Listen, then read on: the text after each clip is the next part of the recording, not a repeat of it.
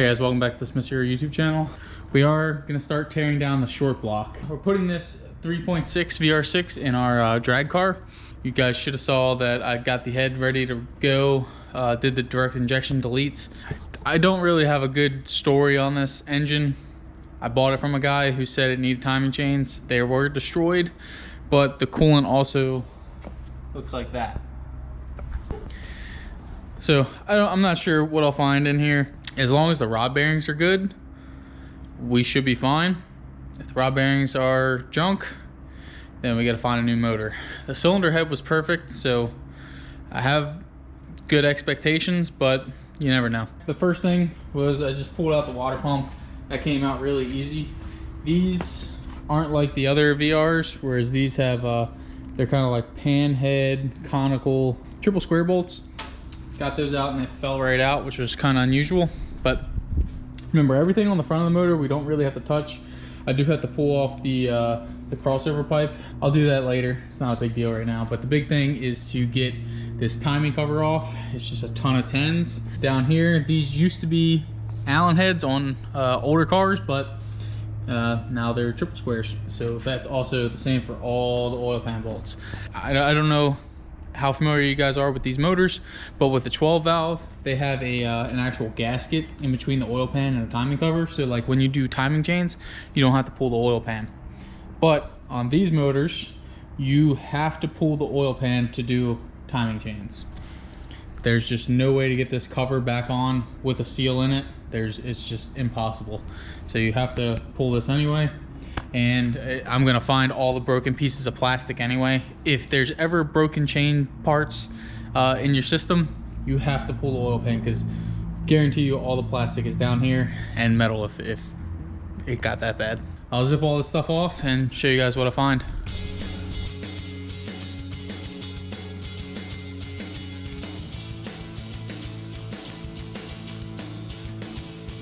It didn't take long to find some destruction.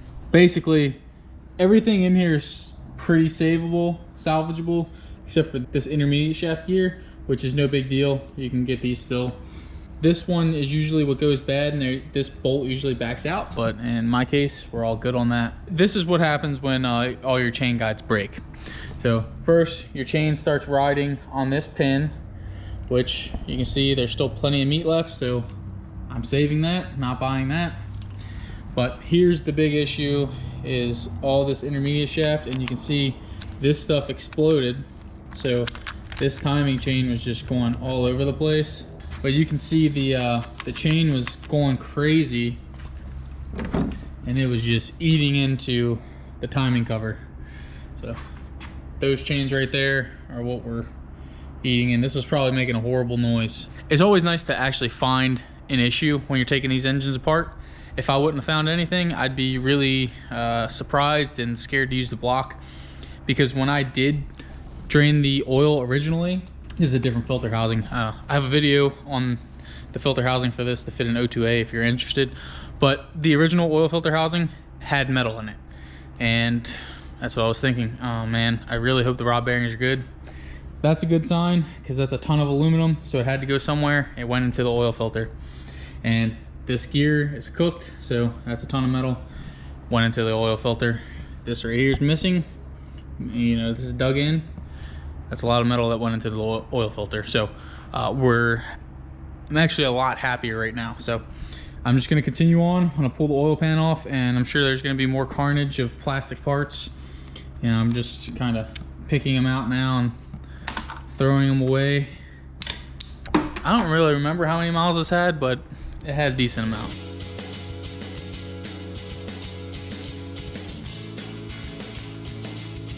From the last clip, I was happy, to this clip. This is the oil pickup. It's really not good.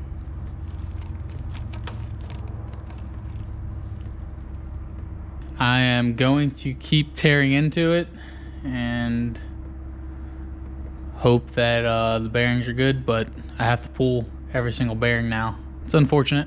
No use crying about it.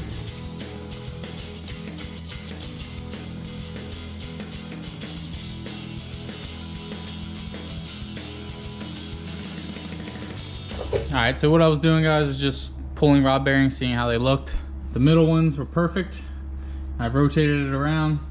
You can see this rod's a nice gold color, and number 1 is black. It's dark. And before you go into taking them apart, it's always good to just shake them. And so you'll always have play up and down because they float like that. What you don't want is play in and out. So this is the black one, and it's fully cooked.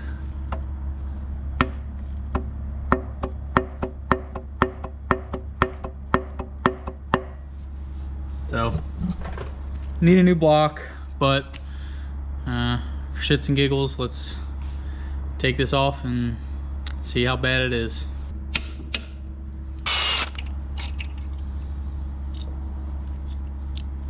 So that's always a bad sign when you pull it out.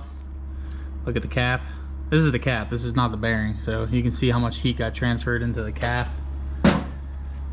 Yep.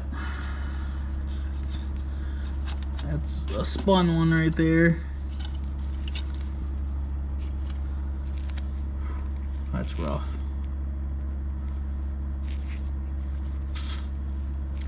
Sucks. But, you know, oh well. All I can do now is either buy a motor with a warranty or try this again. Try to buy another block, see how it is. But, yeah. This thing's fully cooked, guys.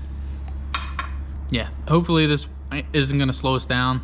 We're still trying to get to IFO. IFO seemed kind of like a long shot anyway, so yeah, if you guys can give me a like, comment, and subscribe. Next time, hopefully we'll get another motor and get into tearing that down. So thanks for watching, guys.